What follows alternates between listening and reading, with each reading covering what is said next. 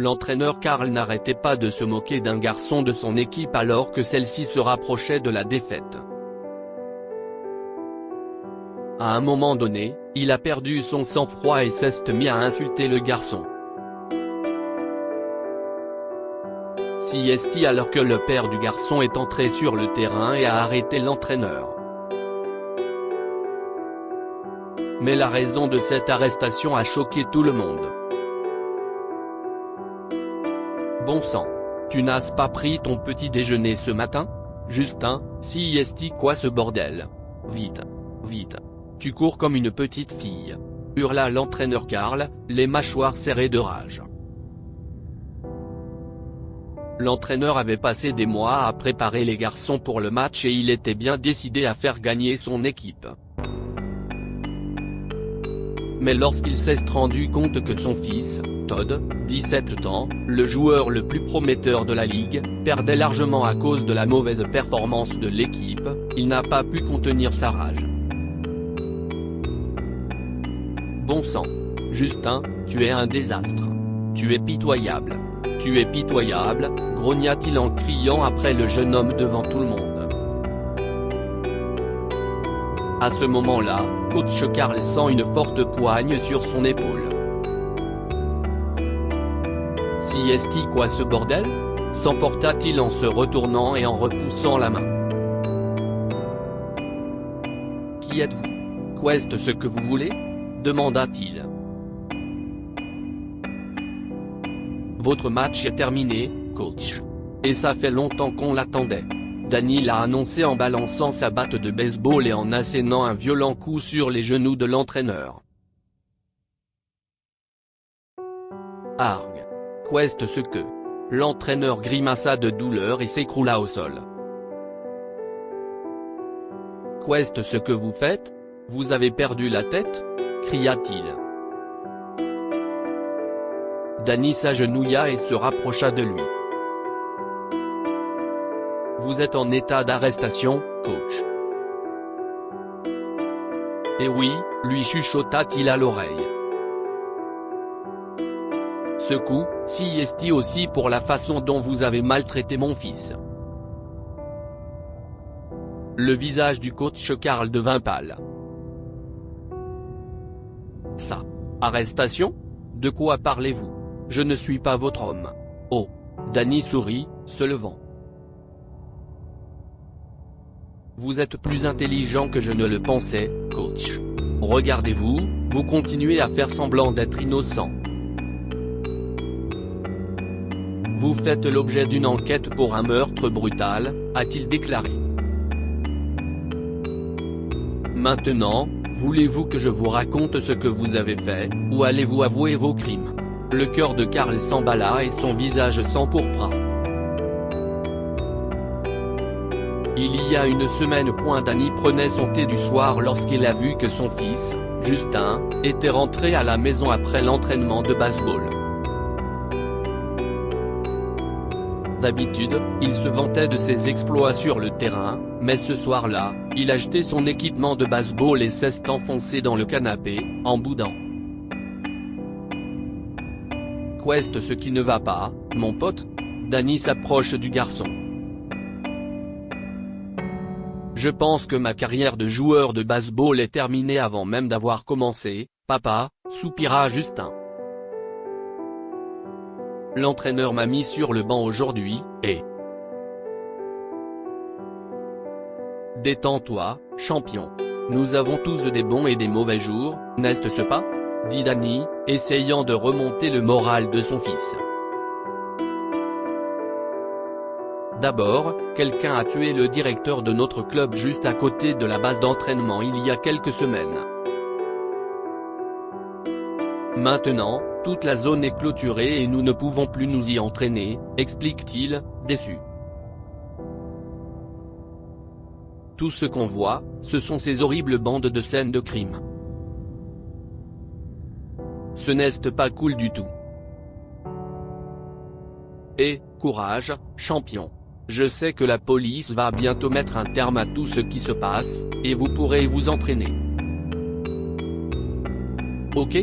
Danny encourageait le garçon. Allez, tu dois te détendre. Mais rien ne pouvait remonter le moral de Justin. Il a dit à son père qu'il y avait un match à l'extérieur pour la place en série éliminatoire et que leur équipe aurait pu aller plus loin. Il y aurait eu des sponsors et des scouts d'autres groupes, et ils auraient été bien préparés, mais maintenant rien de tout cela n'arriverait parce qu'ils n'avaient même pas de base adéquate pour s'entraîner. Je vois, soupira Danny, une idée se dessinant à l'arrière de sa tête. Écoutez, vous n'avez pas à vous inquiéter, d'accord ? Je vais voir ce que je peux faire. Je vais passer quelques coups de fil, voir ce qui se passe, et peut-être qu'on pourra déterminer combien de temps tout ça va prendre. Et qu'on pourra peut-être accélérer le processus, pour que vous puissiez retourner à votre cabinet. Vraiment, papa ? Le visage de Justin s'illumina. Eh bien, je pourrais essayer. Danny sourit et haussa les épaules. Merci, papa, dit Justin avant de partir dans sa chambre. Une fois Justin parti, Danny appela son partenaire, John, pour s'enquérir de l'affaire du directeur du club. Où en est l'enquête, mon pote ? Des pistes qui pourraient nous aider ? Demanda-t-il. Je crains que l'affaire n'ait abouti à une impasse il y a quelques jours, chef.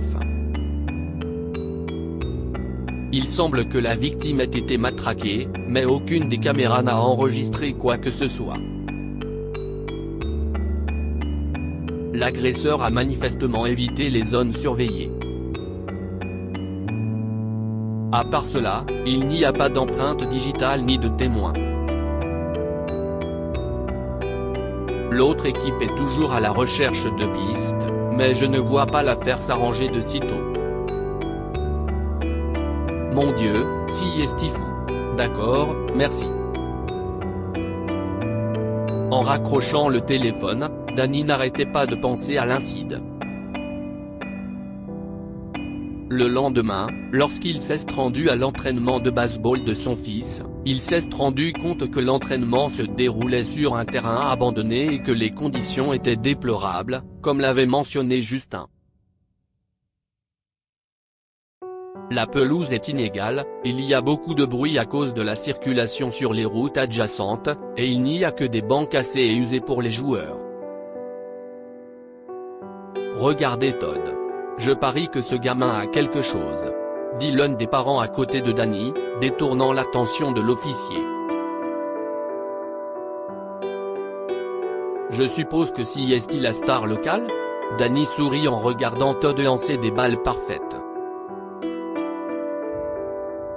Si est-il vrai, monsieur ? Dit un autre père, le regard rivé sur Todd. Vous avez tout à fait raison. Il n'a que 17 ans, mais si est-il une excellente découverte. Et regardez ce garçon.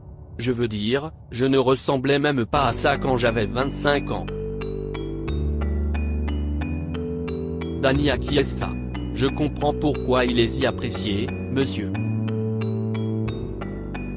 Au fait, j'ai entendu dire que nos chances pour la saison n'étaient pas si grandes que ça ? Malheureusement, oui, monsieur, gémit l'homme. Après l'affaire du meurtre, les enfants ont à peine accès aux bonnes ressources d'entraînement. Maintenant, l'entraîneur est notre seul espoir. Oh, s'il vous plaît, coupa une femme. Je ne mettrai pas mes espoirs dans un homme comme lui. Les sourcils de Danny se sont froncés. Vous n'avez jamais vu à quel point il est agressif avec les enfants ?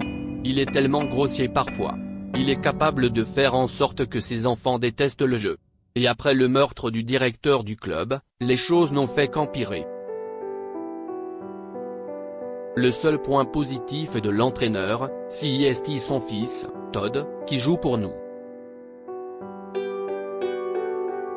Soyons honnêtes, sans lui, nous ne serions pas aussi bien classés, et si nous gagnions, beaucoup de garçons peuvent se faire remarquer par les recruteurs et gagner le ticket pour une nouvelle vie.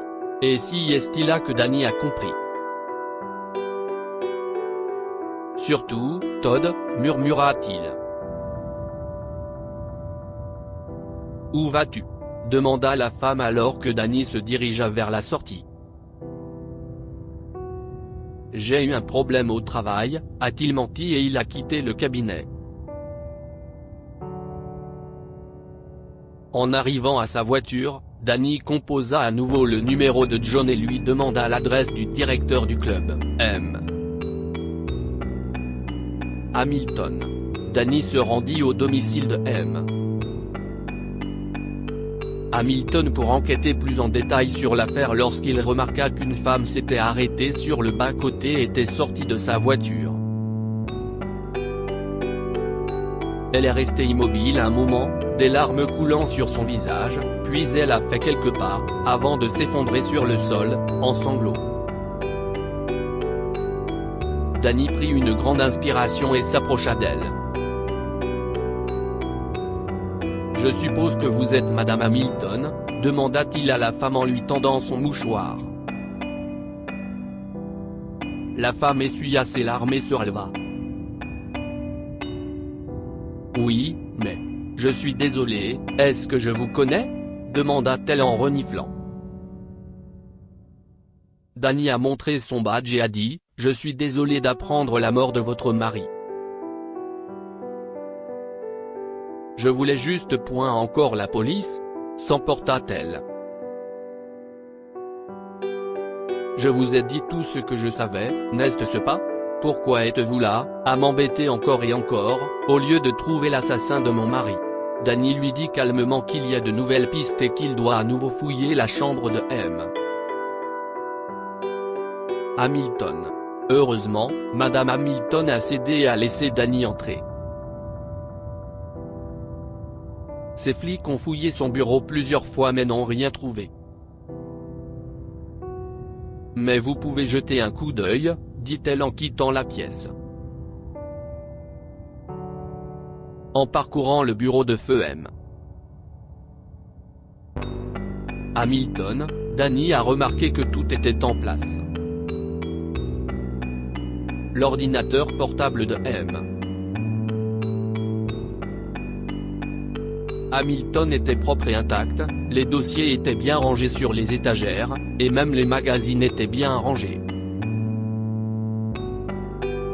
Seule une chose sortait du lot, une pile de papier en désordre derrière son bureau.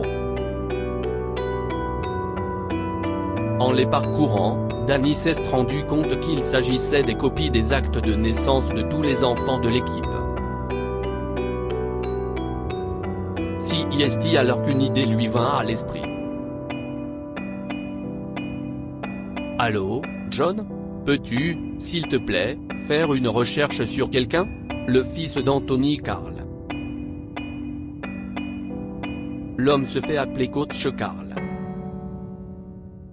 « Je veux savoir ce qu'il en est de son fils », a-t-il demandé à son partenaire de garde. Danny entendit quelques murmures à l'autre bout du fil. Puis la voix de John se fait entendre. « Bonjour, chef, oui, j'ai compris. » Quel fils ? L'aîné ou le cadet ? Oh, il en a deux ? Les sourcils de Danny s'arquèrent de surprise. L'aîné, s'il vous plaît. Eh bien, il s'appelle Barney. Il a 21 ans. Il vit dans une autre ville, apparemment avec sa grand-mère. Il n'est inscrit nulle part. Il n'a pas d'antécédents avec la police. Et le plus jeune ? demanda Danny. Il s'appelle Todd, il a 17 ans, il joue dans une ligue de baseball. Et d'ailleurs, il va à la même école que Justin, dit son partenaire. Peux-tu m'envoyer les photos de leur dossier? Si est un peu urgent, insista Danny. Si est fait, mon pote, répondit John, et Danny raccrocha le téléphone, les yeux fixés sur la photo de Todd. Alors voilà, Todd. Je t'ai eu, s'exclama Danny en se précipitant vers le match de son fils. Aujourd'hui. L'entraîneur Karl a essayé de bousculer les officiers alors qu'il était menotté. Vous avez le droit de garder le silence, coach. Tout ce que vous direz pourra être utilisé contre vous dans un tribunal. Danny le lui rappelle en le remettant debout. Pourquoi m'arrêtez-vous? Hurla-t-il. Lâchez-moi. Le public entier sursauta, et l'arbitre arrêta le match lorsque les regards se tournèrent vers coach Karl. Papa. Qu'est-ce ce qui se passe? Justin enleva son casque et se précipita vers son père, confus. Pourquoi arrêtes-tu l'entraîneur? Todd. Danny se tourna vers le fils de l'entraîneur Karl. As-tu quelque chose à avouer à tes camarades de jeu? À ces garçons âgés de 14 à 17 ans? Todd a eu peur. En fait. Eh bien, si est peut être difficile pour toi quand quelqu'un t'appelle avec le mauvais nom. Alors je vais reformuler ma question, dit Danny. Barney, as-tu quelque chose à avouer à tes camarades de jeu? Que tu as en réalité 21 ans, par exemple. Comment diable as-tu trouvé ça? Grogna l'entraîneur Karl, en jetant un coup d'œil à Danny. J'avais des soupçons, coach, avoua Danny. Le jour où Monsieur Hamilton a découvert que votre fils s'était déguisé pour pouvoir jouer à un haut niveau, il a été brutalement attaqué et tué.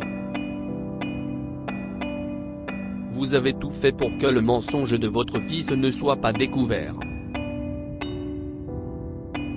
N'est-ce pas? Alors que Danny révélait la vérité devant tout le monde, Barney a redressé les épaules et s'est mis à pleurer. Je n'aimais pas être ici. Mais papa m'a en quelque sorte forcé, sanglota-t-il. Et il est aussi allé trop loin dans ses mensonges, n'est-ce pas? Ajouta Danny, déçu, alors que coach Karl était porté jusqu'à la voiture de police. Dites-nous ce que vous pensez de cette histoire et partagez-la avec vos amis. Elle pourrait égayer leur journée et les inspirer.